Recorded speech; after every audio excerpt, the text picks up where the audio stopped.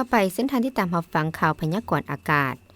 มวลอากาศหนาวเย็นจากประเทศจีนมีกำลังแรงยังจะสืบต่อแผ่ลงมาปกคลุมอยู่ทั่วทุกภาคของประเทศลาวโดยกำลังปานกลางหาแรงสมทบกับกระแสลมตะวันออกเฉียงเหนือพัดปกคลุมซึ่งจะเห็นให้สภาพอากาศยังจะหนาวเย็นอยู่ทั่วไปและจะหนาวเย็นหลายอยู่แขวงภาคเหนือลงหาภาคกลางและเขตภูเพียงบริเวณพร้อมจะมีลมพัดแรงอยู่บางท้องถิ่นในระยะวันที่19หาวันที่20พฤศจิกายน2025นี้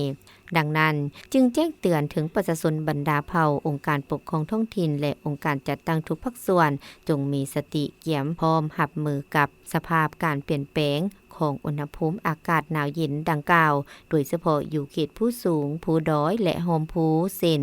บรรดาแขวงภาคเหนือแขวงไสสมบูรณ์ภาคกลางและเขตภูเพียงบริเวณอากาศจะหนาวเย็นหลายซึ่งอาจจะมีผลกระทบต่อสุขภาพของผู้เฒ่าและเด็กน้อยขอให้รักษาสุขภาพนุ่งห่มให้ห่างกายอบอุ่นอยู่เสมอพร้อมทั้งให้ติดตามข่าวพยากรณ์อากาศจากกรมอุตุนิยมและอุทกศาสตร์อย่างเป็นประจำพยากรณ์อากาศแต่เวลา 7 โมงของวันที่19หาเวลา 7 โมงของวันที่20พฤศจิกายน2025ภาคเหนือด้านตะวันออกพงสลีหัวพันและสิงขวางอากาศจะหนาวเย็นหลายพร้อมมีหมอกหนาปกหุ้มอยู่ทั่วไปและจะมีฝนตกในระดับคอยพร้อมมีลมพัดแรงอยู่บางท้องถิ่นหรือเนื้อที่การปกหุ้มของฝนเท่ากับ40ส่วนห้อยของภาคอุณหภูมิในระหว่าง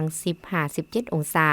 ภาคเหนือด้านตะวันตกแขวงหลวงน้ำทาบ่อแก้วอุดมไสหลวงพ่อบางและแขวงไสยบุรีอากาศจะหนาวเย็นหาหนาวเย็นหลายพร้อมมีหมอกปกหุ้มในตอนเช้าและจะมีฝนตกในระดับคอยอยู่บางท้องถิ่นหรือเนื้อที่การปกหุ้มของฝนเท่ากับ30ส่วนห้อยของภาคอุณหภูมิในระหว่าง